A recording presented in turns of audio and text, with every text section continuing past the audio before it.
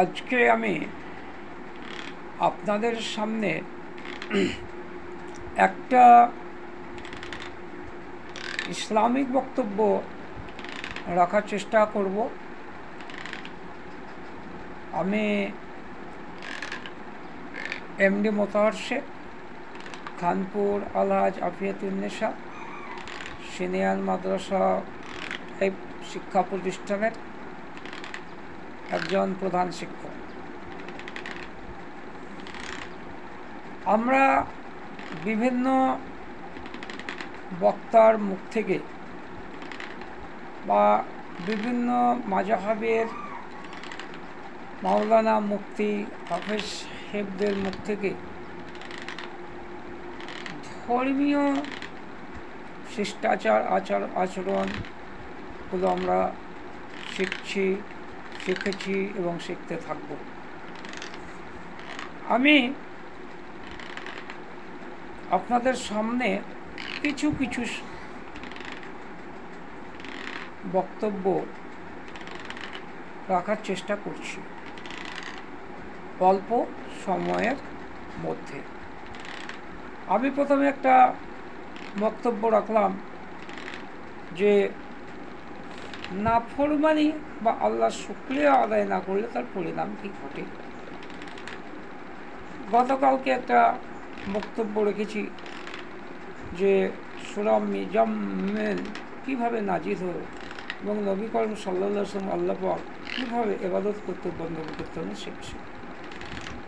আজকে আমি একটুকু বক্তব্য উপস্থাপনা করব অন্যভাবে, কারণ আপনারা বিভিন্ন মাযহাবের লোক জালসাতে, মিলাদে, মসজিদে শুক্রবারের দিন খুতবার সময় বিভিন্ন বক্তব্য শুনছেন। সামনে 5ই সেপ্টেম্বর আমাদের ফাতিহার দোহার দাহাম অর্থাৎ 12ই রবিউল আওয়াল, 12ই রবিউল আওয়াল আমাদের সকলের প্রিয় নবী হযরত মুহাম্মদ মুস্তাফা সাল্লাল্লাহু আলাইহি সাল্লামের জন্ম তারিখ। এখন মানুষের মধ্যে প্রশ্ন জেগেছে, যাকে সাধারণ কথাতে অনেকে বলতো 12ই শরীফ 11ই শরীফ পড়তো, কিন্তু এখন বিভিন্ন বক্তাদের মাধ্যমে বিভিন্ন মাযহাবের মাধ্যমে নবী করিম সাল্লাল্লাহু আলাইহি ওয়াসাল্লাম ওই দিন অর্থাৎ জন্মদিন কোনো বক্তব্য বা আলোচনা করা যাবে না। এটা অ্যাকশনের, বিশেষ করে জামিয়াতে উলামা হিন্দ যারা অর্থাৎ তাবলীগী যারা সঙ্গে যুক্ত তারা বলছেন ওই দিনে করা চলবে না। হাদিস কোরআন অন্যান্য ধর্মীয় ব্যাপার অন্য দিন করা যেতে পারে। অপরদিকে যারা বেরেলি বলতে পরিচিত তারা বলছে না, নবীর জন্মদিনেই এইগুলো ইসলামী বক্তব্যগুলো নবীর আদর্শ সব তুলে ধরা যেতে পারে, এতে কোনো পাপের বিষয় বা গুনাহের কিছু নয়। এই যে এই দ্বন্দ্ব ধরেন দুনিয়া যখন সৃষ্টি হয়েছে চলছে এবং চলতে থাকবে, কিন্তু এই দ্বন্দ্বগুলো আমরা ভুলে গিয়ে আসল যে কর্ম, জানেন তো কর্ম কি? ইংরেজিতে একটা কথা আছে, দি পাওয়ার অফ কর্ম। সব থেকে পাওয়ারটা হচ্ছে কর্ম। আমাদেরকে সঠিকভাবে নামাজ রাখতে হবে, রোজা রাখতে হবে, হজ করতে হবে, হারাম বেছে চলতে হবে, সুদ ঘুষ বেছে চলতে হবে, মানবতার সেবায় লেগে থাকতে হবে, এগুলোই দিতে হবে। তাই 12ই রবিউল আওয়াল আগামী 5ই সেপ্টেম্বর ফাতিহার দোহার দাম কেউ পালন করবেন কেউ করবেন না, সেটা আলাদা ব্যাপার। তো আমাদের যে নবী হযরত মুহাম্মদ মুস্তাফা সাল্লাল্লাহু আলাইহি সাল্লাম যখন জন্মগ্রহণ করেছিলেন, তার কেনই বা প্রয়োজনীয়তা পড়ল, আল্লাহ পাক তাকে কেন তৈরি করলেন, কেন বা পৃথিবীতে আনলেন, এই বিস্তারিত বক্তব্য আপনারা কম বেশি সবাই শুনেছেন। তবুও ইসলামিক বক্তব্য নতুনত্ব বলতে ওগুলোই। তাই আমি কিছু বক্তব্য আপনাদের সামনে উপস্থাপিত করার চেষ্টা করছি। যখন হযরত মুহাম্মদ মুস্তাফা সাল্লাল্লাহু আলাইহি ওয়াসাল্লাম জন্মগ্রহণ করবেন, সেই সময় আরবের পটভূমিকা ব্যাকগ্রাউন্ড ছিল যে না, মহিলাদের কোনো মর্যাদা ছিল না। মেয়ে সন্তান জন্মালে তাদেরকে অচিরেই কবরস্থ করা হতো। সুরা প্রচলিত ছিল, মদ্যপান প্রচলিত ছিল, জুয়া প্রচলিত ছিল, দেবদেবীর আরাধনা করা হতো। অর্থাৎ পুরো আরব কান্ট্রিটা একদম অন্ধকারাচ্ছন্নতে ডুবেছিল, অন্ধকারাচ্ছন্নতে ডুবেছিল। আল্লাহ পাক এক আদম আর মা হাওয়াকে প্রেরণ করে হযরত মুহাম্মদ মুস্তাফা সাল্লাল্লাহু আলাইহি ওয়াসাল্লামের আগে পর্যন্ত কম করে নাই করে 1,24,000 রসুল আর নবী পাঠিয়েছিলেন। কিসের জন্য? মানব দেখে আল্লাহ মানব যে সৃষ্টি করা হয়েছিল, সেই মানব দেখে আল্লাহর দিকে ধাবিত করার জন্য, সৎপথে জীবন জীবিকা অর্জন করার জন্য। তাই আল্লাহ পাক রব্বুল আলামিন বলেছেন যে আমি যদি হযরত মুহাম্মদকে সৃষ্টি না করতাম তাহলে দুনিয়াটাই সৃষ্টি করতাম না। তাহলে আপনারা বুঝুন যে হযরত মুহাম্মদ মুস্তাফা সাল্লাল্লাহু আলাইহি ওয়াসাল্লামকে সৃষ্টি করার মানে কি, তার তাৎপর্য কি, তার গুরুত্ব কি? নিশ্চয় তাৎপর্য রয়েছে, মানে রয়েছে, নিশ্চয় তার গুরুত্ব রয়েছে।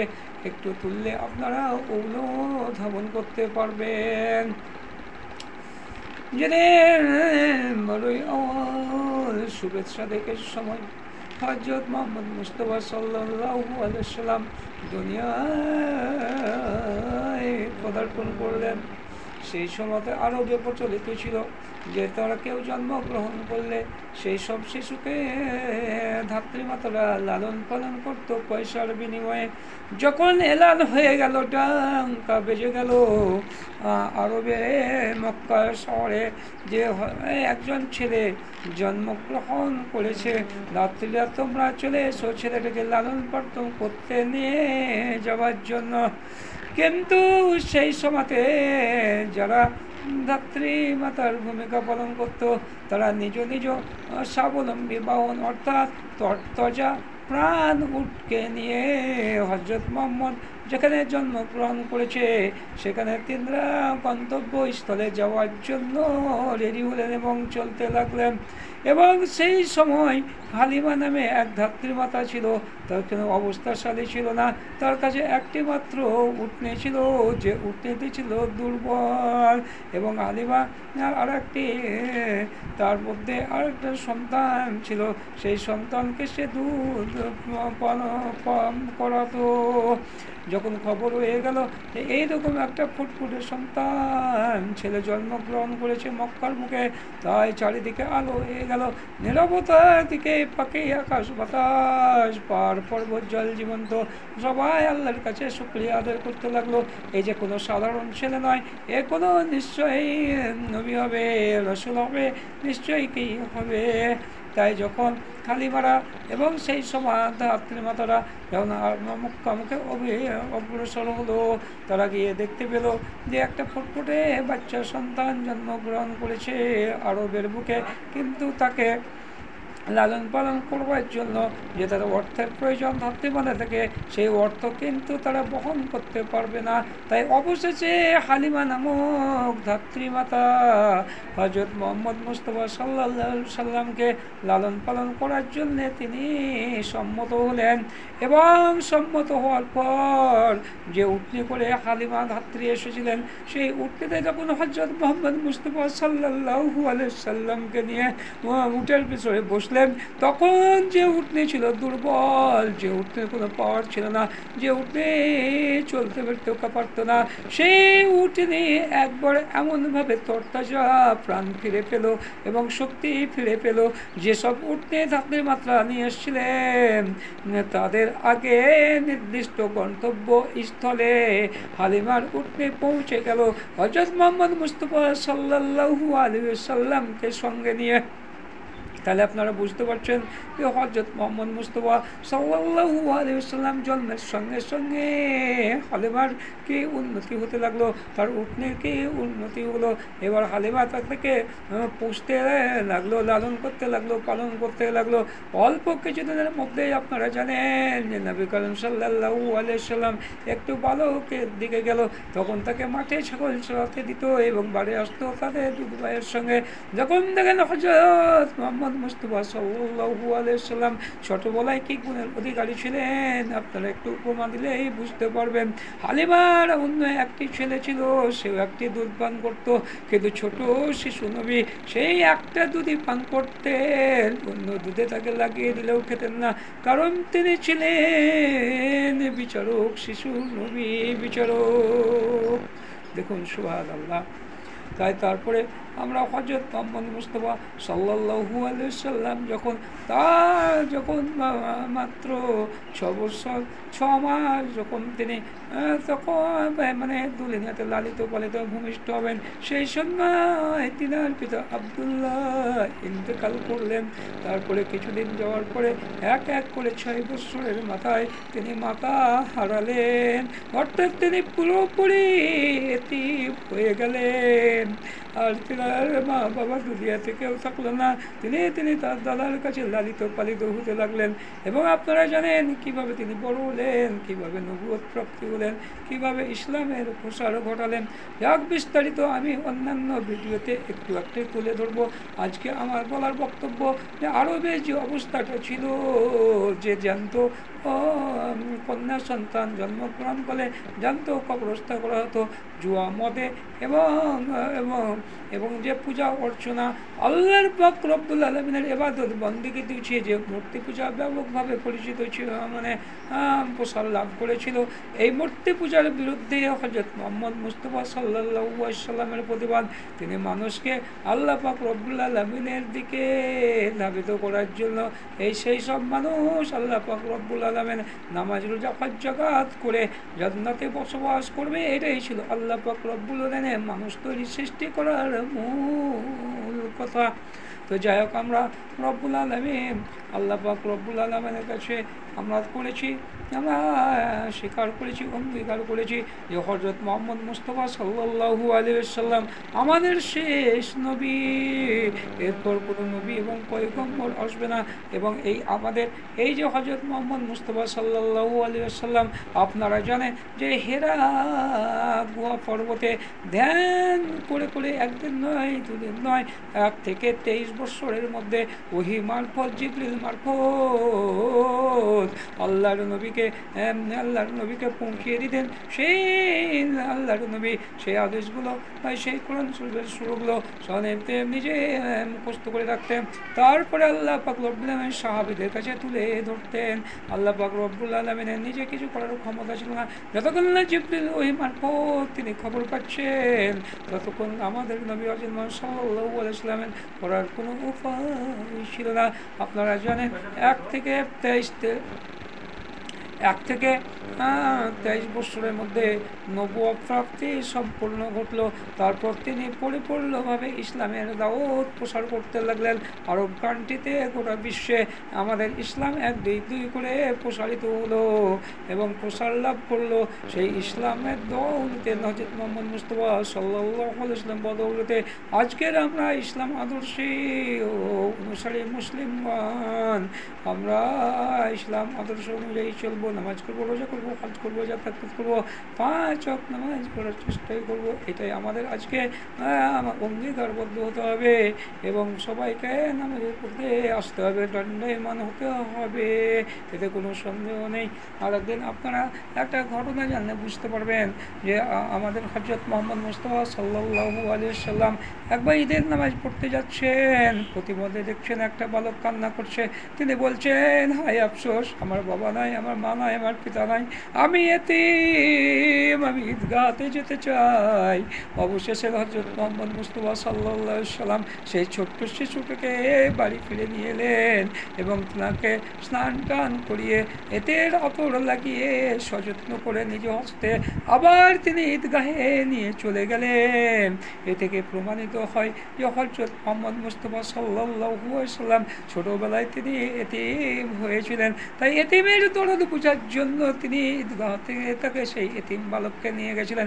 এখানেও বলা যায় তিনি যে একটা ন্যায্য বিচারক। তাই আমরা হযরত মুহাম্মদ মুস্তাফা সাল্লাল্লাহু আলাইহি সাল্লামের জীবনে আদর্শ দেখলে তিনি তিনি রাষ্ট্রনায়ক, তিনি দয়ালু, তিনি ক্ষমা পরবেশ, তিনি সমস্ত কিছুর অধিকারী হয়েছিলেন একমাত্র আল্লাহ পাক রব্বুল আলামিনের দয়াতে। আপনারা জানেন হযরত মুহাম্মদ মুস্তাফা সাল্লাল্লাহু আলাইহি সাল্লাম তায়েফে যখন তার ইসলাম প্রচার করতে গেছিলেন তখন তাওবাসী তাকে মেরে এমনভাবে রক্তাক্ত করে দিয়েছিলেন তিনি বেহুশ হয়েছিলেন। সেই বেহুশ হয়ে ওঠার পরে ফেরেশতা মারফত খবর গিয়েছিল, তিনি বলুন বলুন আল্লাহ পাক রব্বুল আলামিন আপনি বন্ধু, আপনি যে চাইবেন তাই দেওয়া হবে। এবং সঙ্গে সঙ্গে সমগ্র তায়েফবাসীকে ধ্বংস স্তূপে পরিণত করা হবে।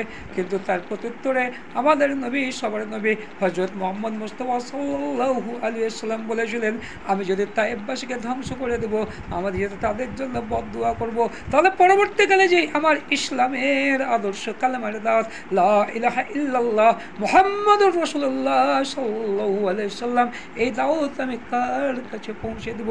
তাহলে দেখুন হযরত মুহাম্মদ মুস্তাফা সাল্লাল্লাহু আলাইহি ওয়াসাল্লাম কিভাবে তার ইসলাম ধর্ম প্রচার করলেন মানব মুক্তির জন্য। তাই আপনারা আসুন আমি এমডি মতার শেখ একটু আটটু করে বিভিন্ন বিষয়ে আপনাদের ধর্মীয় বক্তব্য উপস্থাপিত করব। আপনারা অন্যান্য বক্তার বক্তব্য ট্যালি করবেন, আমার বক্তব্য ট্যালি করবেন। গ্রহণযোগ্যতা থাকে তো আপনারা লাইক করবেন, শেয়ার করবেন, কমেন্ট করবেন। আমার যোগাযোগের মাধ্যম হচ্ছে কন্ট্যাক্ট নাম্বার হচ্ছে 82 547 207 825047 আমি আপনাদের সম্মানে এই যে বক্তব্য রাখলাম, এই বক্তব্যগুলো আপনারা একটু নিজের বিবেক মন দিয়ে আলোচনা করবেন। তারপর তাৎপর্য বুঝে আপনারা আল্লাহকে রাজি খুশি করার জন্য 5 ওয়াক্ত নামাজ আদায় করবেন, আল্লাহকে স্মরণ করবেন, আল্লাহর উপরে ভরসা করবেন, এবং নবীর উপরে দুরূদ পাঠ করবেন। এই বলে আমি আপনাদেরকে সকলকে আবার পুনরায় সালাম জানিয়ে, আন্তরিক ও শুভেচ্ছা জানিয়ে আমার এই ক্ষুদ্র আতীত বক্তব্য শেষ করলাম। আসসালামু আলাইকুম ওয়া রাহমাতুল্লাহি ওয়া বারাকাতুহু।